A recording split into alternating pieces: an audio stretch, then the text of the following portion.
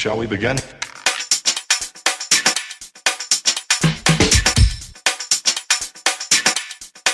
Let's begin now. Guys, ito ang first vlog ko, first tattoo vlog ko. Ito, nakasetup na ako para sa aking tatatuan ngayon. Ang design niya ng gusto ay Daruma Doll. Ito yun, oh. Ayan. Yun, i-stencil muna ako. Panoorin nyo muna. Ito yung design. Mag-i-stencil ako. Ito yung tattoo niya. Ang ginagawa ko kasi, pagka-print ko ng paper, papatong ko lang dito sa onion skin ng stencil. Ayan yung onion skin. And then, ito na yung stencil paper sa loob. Mas maganda kasi pag sa onion skin yung ibinakat, mas maganda yung kapit sa balat kesa rectang papel. Ayan, pisahan ko na. Yung client ko, si Paul. Bye ka bro.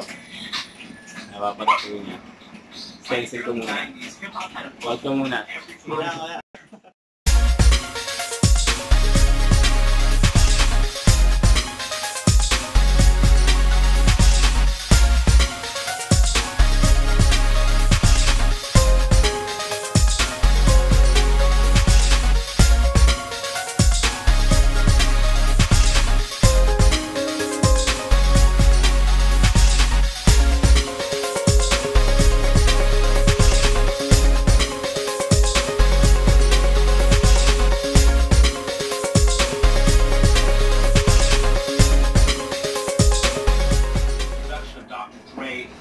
Tapos gugupitin natin tong stencil dito sa practice skill.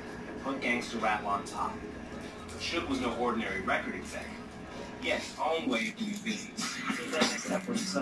I make money, and I really don't love.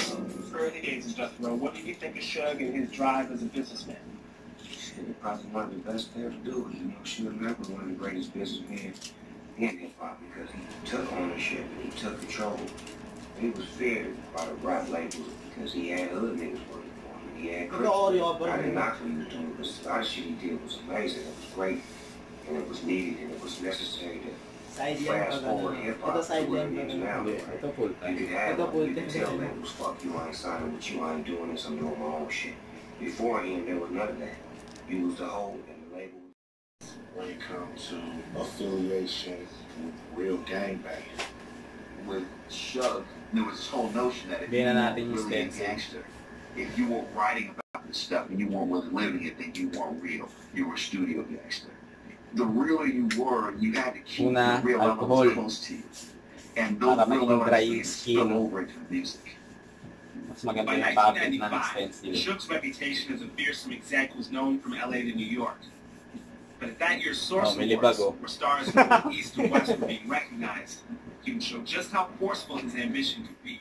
Tapos ako, ito pa rin gamit ko. Kumbaga, sa akin, swak na swak pa rin ito speed West Coast tensions that have been growing all kind of came to a head. Shug gets up and then decides to kind of, you know, draw the line in the sand. He sees an opportunity.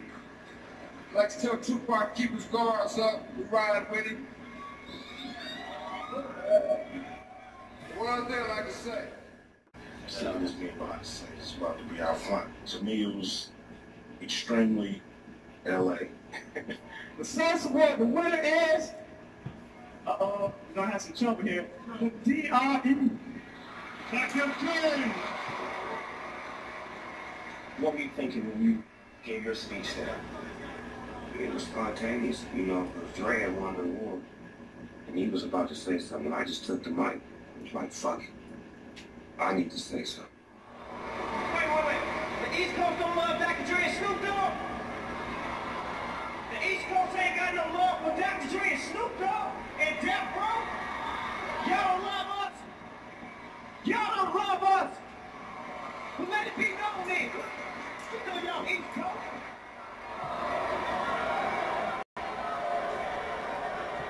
Yeah. I thought, oh, this is crazy right here.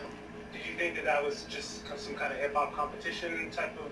Yeah, it was some hip hop competition, but just Pag onion skin ang gamit mo. because Sugar and them was rapping gang Patuyuin culture, mo muna, Paul.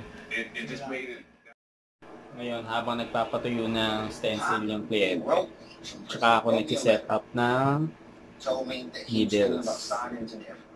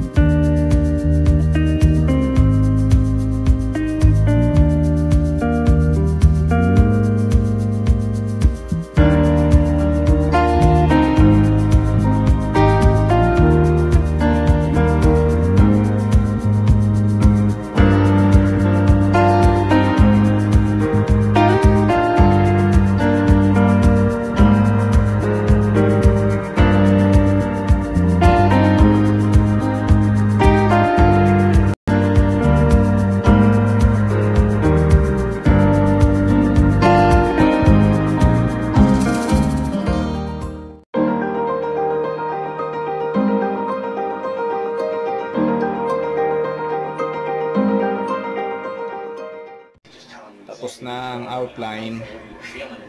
Stretch muna ng konti, tapos shading na. Okay, alright.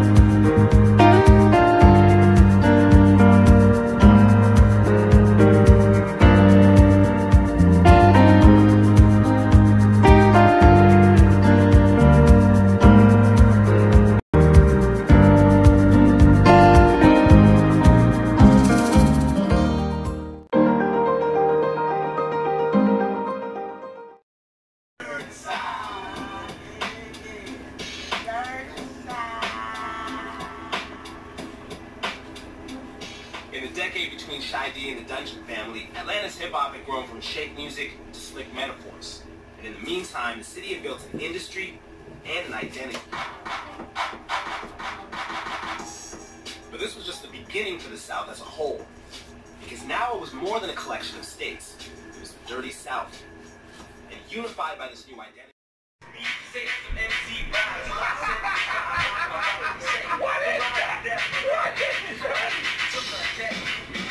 From the moment New York's pioneers created this new form of music based on breakbeats and rhymes, its appeal was instant, and its momentum was unstoppable. LA broke through first, adding booming funk and hard rhymes to the mix. But this was just the beginning.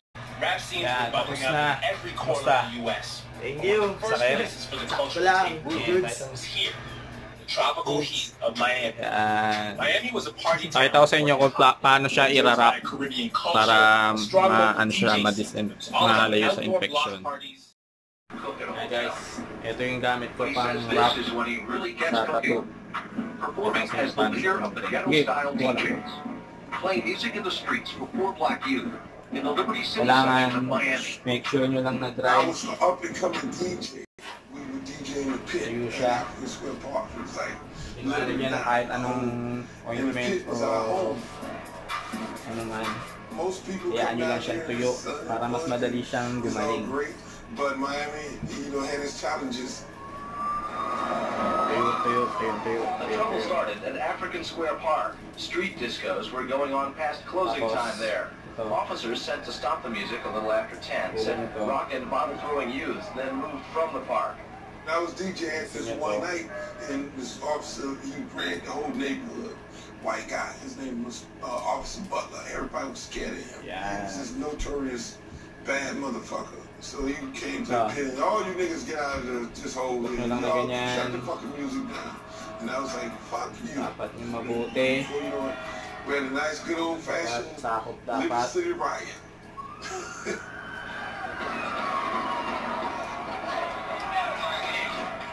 My uncle taught me to watch Yan ay itsura niya. and understand what they're really talking Tapos, about. yung Police estimate puting there made marker na to, 25 to 30 arrests, some for looting, others ano like yun na this to, pickup tatanggalin. for prowling. Another black person acting like an asshole, another white guy acting like a good Nakakapit guy. na yung They would drill that into me. clear. So that kind of got me really politically active and aware. clear We na young disco groups, we just asked the city to give us a better facility to play in. Right now, the world is no jobs, so we gotta have something to take people's mind off of going out and doing something wrong. I mean, we had no skating rinks, we had teen discos, we had nothing. So, it was always into me. I wanted to own my own. I'm gonna work for the man for a minute, but I always want to own my own. Yan, nalagay ko na yung wrap. But I Yan wasn't siya. raised to lay down. So, Ganda siya, I manipis, raised my left pero hand, breathable siya. jam teen Kaya disco. hindi maano yung tato. Tsaka waterproof to. Pwede siyang iligo. Sinasuggest ko to 24 hours bago tanggalin.